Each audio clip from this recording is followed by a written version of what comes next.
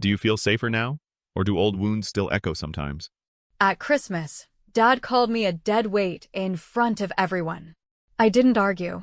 I didn't raise my voice, and I didn't cry, even though my cheeks flushed red and I felt like someone had reached into my chest and torn out something I didn't even know was still alive. I just got up, walked upstairs, and started packing. I didn't slam a single door, didn't throw a single insult back. I didn't need to. As I stood in the doorway, suitcase in one hand and my winter coat half buttoned, I turned to him, my father, Frank Davis, ex-Marine, proud homeowner, king of the thermostat and self-proclaimed family rock, and I said, as evenly as I could manage, "The electricity gets cut off tomorrow." For the first time in my life, he looked like he'd seen a ghost.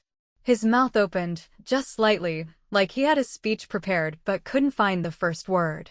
And I left him there, with his beer half drunk and the TV still playing reruns of a football game he didn't care about. He didn't follow me out. That part, for some reason, hurt more than I'd expected. But let's rewind, just a bit. Because moments like that, they don't just drop out of the sky on Christmas Day like a bad Hallmark twist. They build up, piece by piece, like snow piling on a roof that no one's cleared in years. And sometimes, it starts with something so stupid and small, you almost miss it. For me, this year, it started with a chair. I'd arrived 2 days before Christmas, like I always do. The spare room still had that same lumpy mattress from my teenage years, the one with a mysterious spring near the edge that jabbed you if you shifted too much. The windows were drafty, the air smelled faintly of mildew and pine sol, and the heating never quite reached the back of the hallway. My younger brother Todd had already claimed the couch, citing his bad back from a roofing job he did last summer, never mind that he was 35 and hadn't held a steady job since his second divorce. The first day was routine. Brenda, my stepmother, fluttered around like a nervous squirrel, asking if we had enough cranberries and if I could run out to grab more candles for the centerpiece. She always did this thing where she'd ask for help in a voice that made it sound optional, but when you didn't move, she'd repeat it louder, like a game of emotional chicken. So I went, as usual. I always went. That's what Jenna Lee Davis did. She filled in the cracks, picked up the slack, made things look okay so the people she loved could pretend everything was normal. That night, we were setting up the extra folding chairs in the dining room when one of them wobbled, just a bit, and Brenda made this little noise like someone had been shot. Dad glanced over and said, "Guess that one's no good. Put it in the garage." But I didn't. I crouched down, flipped it over, tightened a few screws, and braced the leg with a shim from the junk drawer. It took me 6 minutes. No one said thank you. No one even noticed when it stopped wobbling. Todd made a joke about how I must be practicing for when I marry myself, and Dad laughed, not because it was funny, but because that's what he did when someone teased me. He always laughed. When I was 10, he laughed when a cousin made fun of my weight. When I was 16, he laughed when my first boyfriend dumped me at prom. And now, at 42, he still laughed when Todd treated me like a joke at his convenience. Later that evening, I was in the kitchen alone, scraping burnt sugar off the bottom of a baking dish, when I overheard Brenda talking to Dad in the living room. She didn't mean for me to hear it, I'm almost sure of that, but she wasn't exactly whispering either. "She's just stuck, Frank," she said. "She never moved on. You and I both know she's been in the same little apartment for 10 years now? She doesn't date. Doesn't have friends.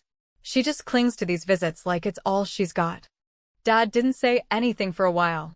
Just the sound of his beer bottle on the table and the creak of that ugly leather recliner he lived in. Then he said something that should have warned me where this holiday was headed. "She means well.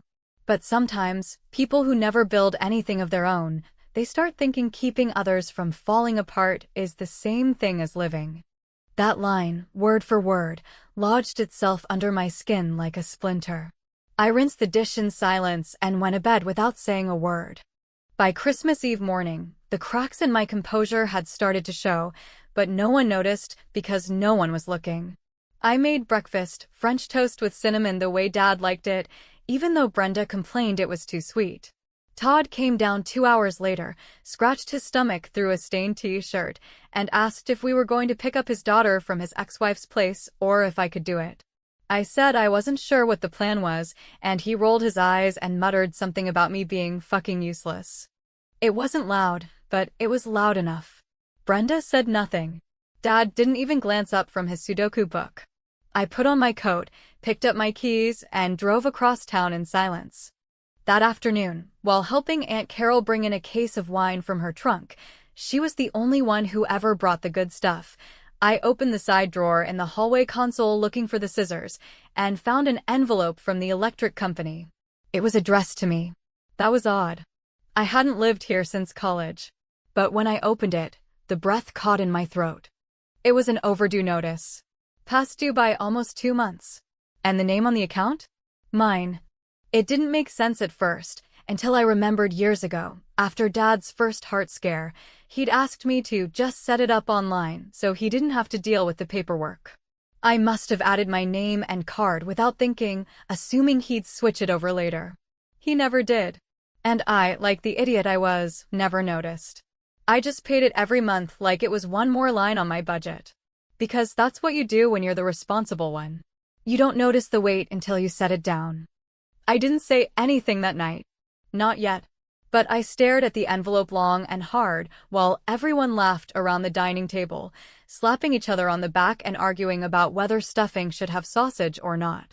I just kept thinking, if I'm the dead weight, why the hell is the house still standing? The morning of Christmas Day began like most mornings in my father's house, quiet, cold, and already simmering with a kind of tension that no one ever acknowledged out loud, but everyone learned, over time, to tiptoe around like some old landmine from another war.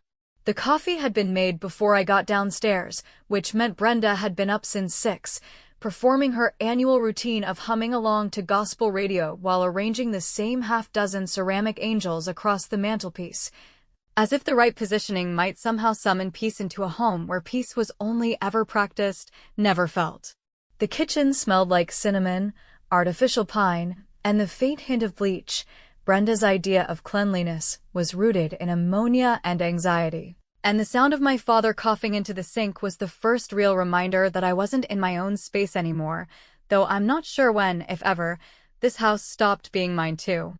We ate breakfast around 9, which really meant Todd wandered in at 9:15 with that permanent scowl he wore like a badge, poured himself a mountain of eggs and bacon, and immediately began complaining about how hard it was to co-parent during the holidays. As if anyone had asked for his opinion, as if anyone had forgotten the 2 DUIs or the time he showed up to his ex-wife's church picnic stoned out of his mind. No one interrupted him. Brenda nodded. Dad sipped his black coffee like it was medicine and didn't look up once. I sat at the far end of the table, chewing through a dry biscuit and wondering, not for the first time, what kind of person I might have become if I'd been raised in a house that treated my silence like something valuable instead of something to ignore or tolerate. By the time lunch rolled around, the tension that had been humming in the background finally decided to speak. Aunt Carol showed up in a leopard print sweater with a jug of boxed wine she transferred into a carafe to pretend it was classy, and she brought with her the kind of chaotic energy that both delighted and irritated everyone in equal measure. She kissed Brenda on the cheek, patted Dad's shoulder with mock sympathy, still vertical, Frankie? Miracles never cease, and then turned to me with a kind of wary fondness, like she saw more than she was allowed to say, like maybe she had once been me before life twisted her into someone else. Carol was never gentle, never delicate, but she was honest, and in this house, honesty was a threat dressed in tacky perfume. Dinner was served around 4, and it looked beautiful if you didn't know the backstory of who actually cooked what. Brenda took credit for the roast, though I'd basted it. Todd carved the turkey like he was reenacting a scene from a prison movie, and Dad sat at the head of the table, like he always did, arms folded, smiling without warmth, overseeing his little empire of dysfunction with the same pride he reserved for veteran bumper stickers and the well-oiled shotgun he kept above the fireplace. We ate in the traditional silence of a family that had long since run out of new things to say and now clung to ritual like a lifeline. And then, right as the plates were being cleared and someone had just popped open a new bottle of wine, it happened. Todd, who had barely looked in my direction all weekend unless he needed something, decided to raise his glass in a lazy toast. To Dad, he said, voice already slurred, the man who keeps this family together, even when some people, he didn't look at me, but he didn't have to, are just along for the ride. There was laughter, the polite kind, the kind that hoped to erase the sting of what had just been said, but before I could even process whether it was worth being offended, Dad joined in. He raised his own glass, took a long sip, and then added, well, every ship's got its dead weight, I guess. That was it. No chuckle. No smirk. Just a casual, offhand sentence that landed with the weight of a steel beam across my chest. I felt it, not like a slap, not like a punch, but like a crack in the center of my spine, something old and weak finally giving out after years of quiet pressure. And I knew, in that instant, that nothing about my place in this family had ever changed. Not really. I was the extra set of hands, the emergency babysitter, the grocery runner, the utility bill fairy, the emotional sponge who showed up, smiled, stayed quiet, and made sure no one else had to feel the discomfort of their own inadequacy. The room fell quiet for a second, not because anyone was shocked, but because everyone sensed I might respond, and none of them wanted to deal with what that might sound like. I didn't say anything. I didn't cry. I didn't yell or make a scene or throw my wine in his face, even though that image played through my mind like a slow-motion fantasy. I simply stood up, walked out of the dining room, climbed the creaking stairs up to the spare bedroom, and began packing my bag. I folded my clothes with care, not out of pride, but out of spite. I took every charger, every sock, every little thing that belonged to me. I unplugged my phone from the kitchen outlet on the way out, ignored Brenda's gasp as she asked where I was going, and didn't look at Todd as he muttered something under his breath about me being too sensitive. I didn't bother to answer. They didn't deserve one. At the door, coat slung over one shoulder and suitcase wheels dragging across the floor with finality, I turned to Dad, who hadn't moved from his chair. He was still holding his glass, still staring at the television like it held the answers to a life he never wanted to examine too closely. And I said, not loudly, not angrily, but clearly, the electricity gets cut off tomorrow. It took him a second. He looked at me like he didn't understand the words, like I'd spoken in some foreign language he never learned. I waited. His mouth opened slightly, maybe to ask what I meant, maybe to tell me to sit down and stop making a scene, but no sound came out. And then I left. No one followed me outside. No one called after me. The wind hit my face as I stepped into the cold, but it didn't bother me. Not anymore. For the first time in a long time, I didn't feel like I owed anyone an explanation. I didn't feel ashamed. I didn't even feel angry, not really. What I felt, what settled into my bones as I reached my car, started the engine, and pulled away from the only place that had ever felt like home and prison all at once, was something much quieter and more dangerous. Relief. And something else I hadn't felt in a long, long time. Control. There's something unsettling about silence when it comes not by choice, but by disconnection, when it arrives not as a comfort, but as a consequence, and in the hours that followed my quiet exit from the house I used to call home, I discovered that silence could hum louder than a siren when it settled into a space where people had gotten used to the steady buzz of appliances, the soft whir of central heating, the almost imperceptible thrum of electricity that keeps modern life stitched together. At the seams.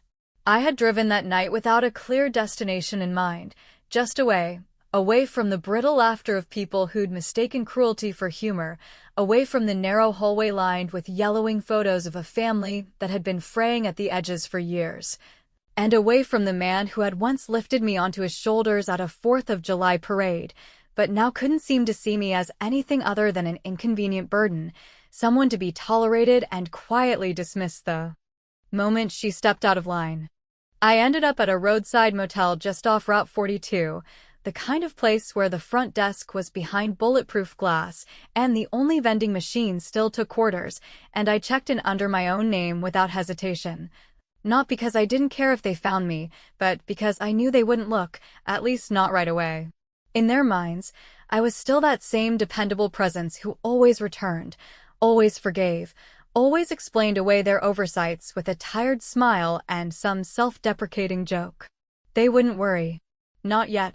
They'd assume I was being dramatic.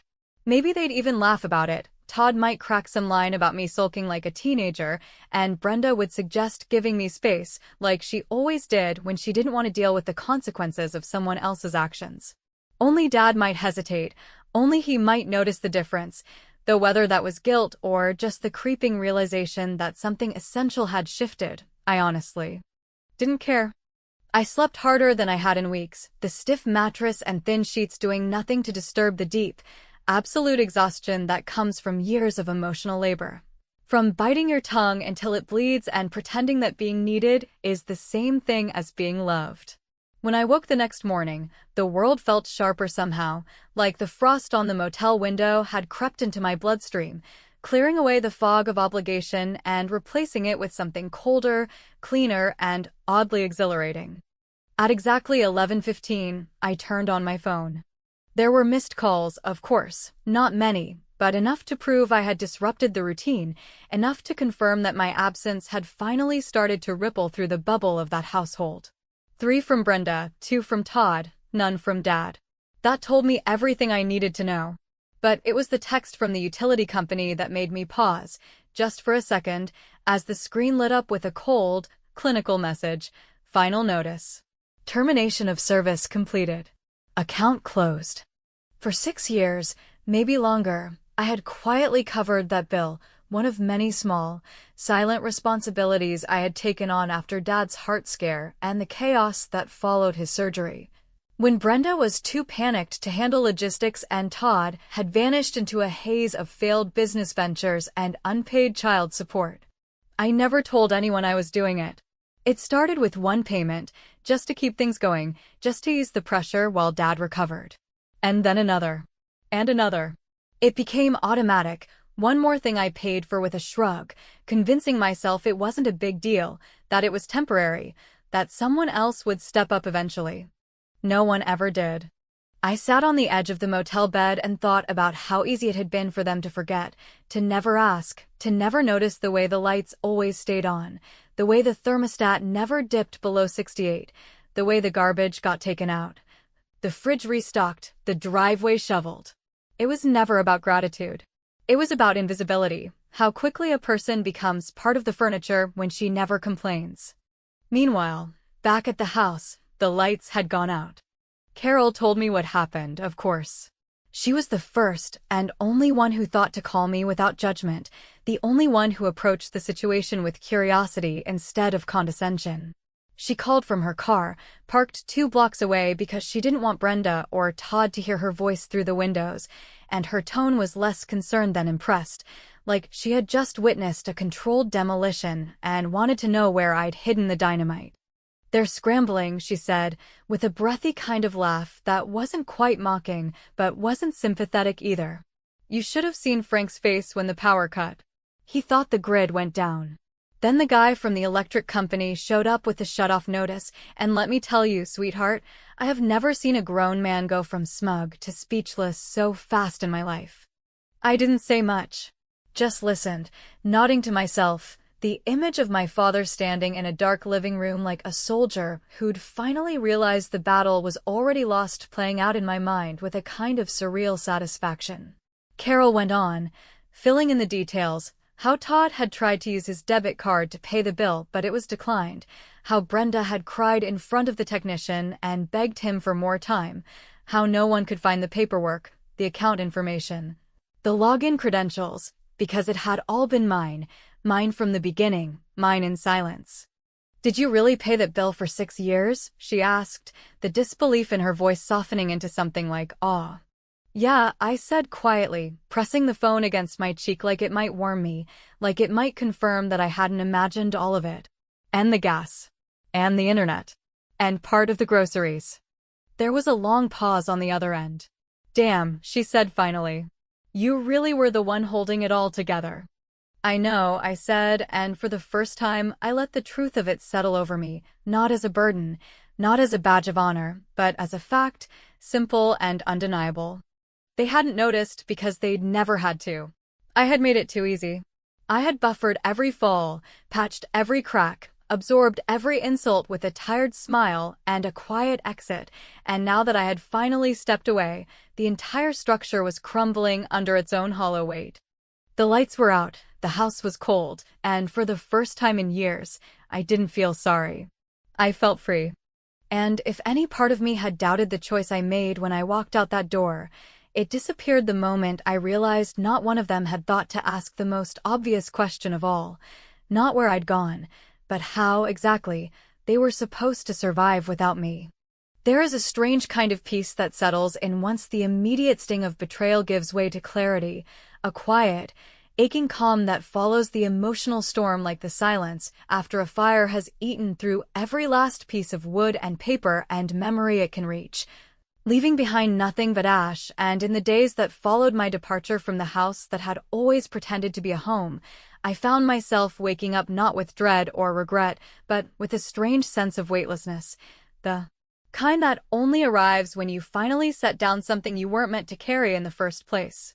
I didn't answer their calls, not because I wanted to punish them, but because I had nothing left to explain, no version of myself I was willing to offer for dissection, no justifications left to make for why I had reached the edge and, for once, chosen to step over it instead of walking it like a tightrope while they shouted directions from the safety of the ground.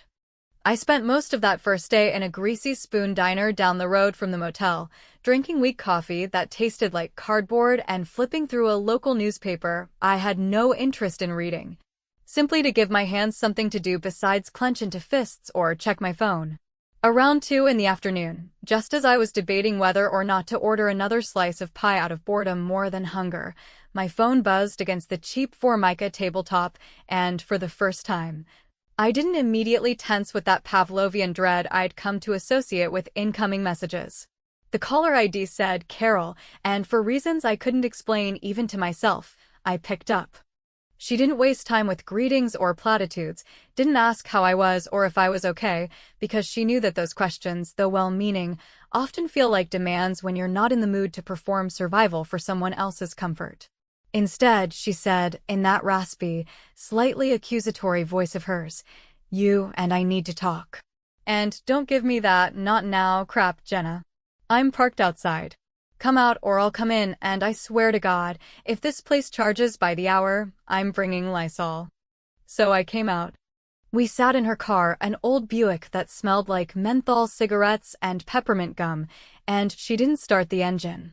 The windows fogged slightly from our breath, and the silence between us stretched just long enough to make me wonder if she was going to launch into some lecture about family or forgiveness or whatever else people like to trot out when someone finally decides to stop bleeding quietly for the comfort of others.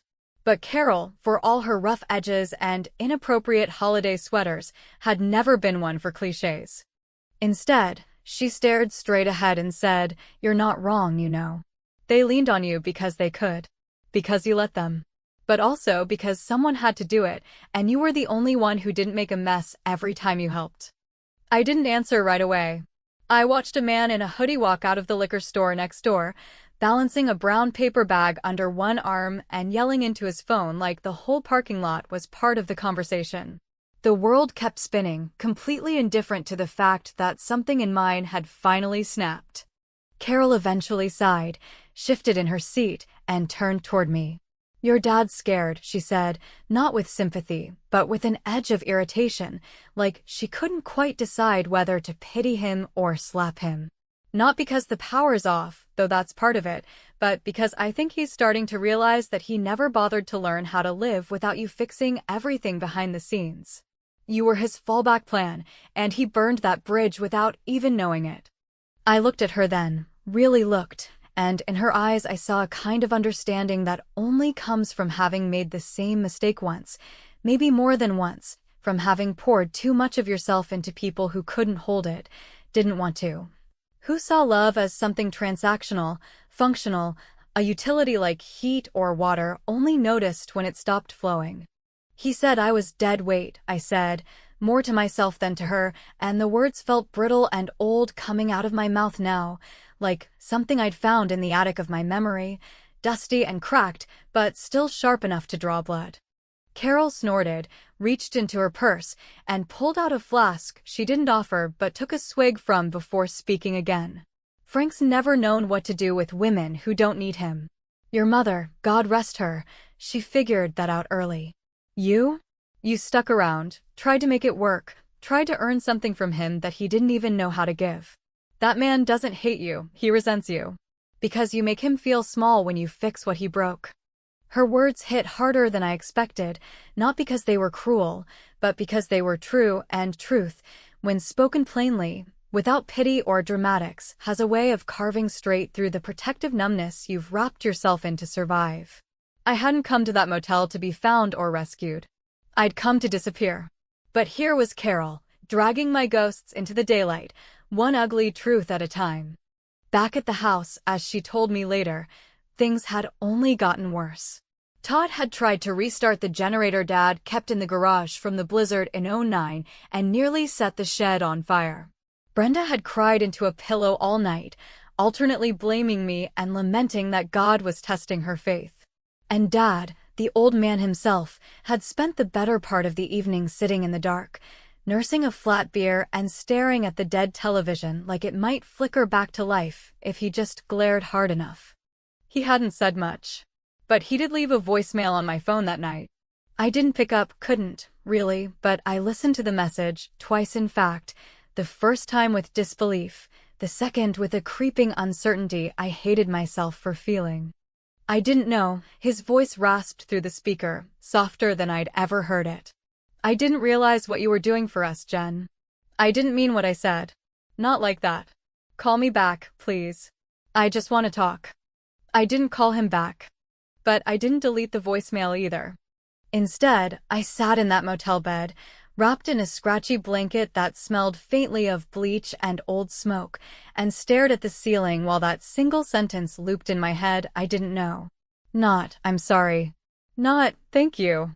Just ignorance, dressed in regret. Maybe that was all he could give. Or maybe that was all he was willing to admit. And maybe, just maybe, that would have to be enough. For now. There's something both liberating and terrifying about realizing that the very people you spent your life trying to save never even noticed they were drowning until you let go, and in the final days of that bitter December, as the holiday decorations began to sag in windows and the sidewalks turned to slush, I found myself confronting the uneasy truth that sometimes absence speaks louder than confrontation ever could, that sometimes walking away leaves a deeper scar than any shouted insult or slammed door because it forces people to live in the ruins of what they refused to see while it was still standing. I didn't go back to that house, not because I couldn't or because I was too proud, but because I finally understood that going back wouldn't fix anything, wouldn't change the cracks that had run beneath our feet for decades.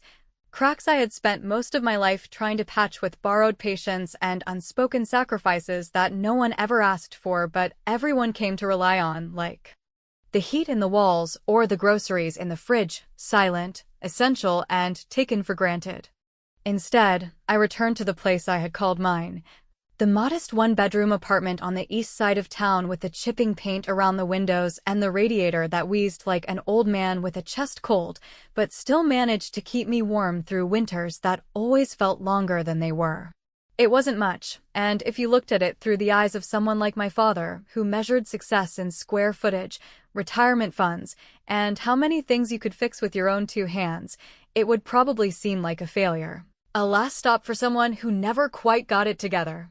But to me, in that moment, it felt like safety, like permission, like home stripped of expectations and emotional landmines. I unpacked slowly, deliberately, folding my clothes into drawers that didn't smell like someone else's soap, arranging books on shelves with no one to question my taste, lighting a candle not because it was festive but because I liked the smell of clove and orange and it made the air feel less like emptiness and more like space. For the first time in a long while, I cooked dinner for myself, not to impress, not to please, not to stretch a budget for people who never noticed, but just because I was hungry and wanted something warm. And when I sat down to eat, In the quiet of my own kitchen with the hum of the refrigerator and the distant sound of tires sloshing through wet snow, I felt something that startled me with its unfamiliarity. Peace. The next morning, I received an email I hadn't expected, a job offer from an old college friend who now ran a small nonprofit in Denver and had remembered the work I'd done during that internship a million years ago, back when I still believed I could build a life that mattered without apology. The position wasn't glamorous and the pay was modest, but it came with something I hadn't known I needed until that moment: distance. A chance to start again without the weight of old narratives pressing down on me, without the familiar roles I'd been cast in since girlhood whispering in my ear every time I tried to speak in my own voice. I didn't say yes right away, not because I doubted I could do the work, but because I knew that leaving town for real this time, not just for a break but for good, meant severing something that had already frayed to the point of snapping. And even though part of me craved that clean break, another part still ached at the idea of being unreachable, of becoming a ghost in the family photo album, the sister who didn't come back, the daughter who never called. So, before I left, I did one last thing. I returned to the house, not to talk, not to confront, but to deliver something. I didn't knock.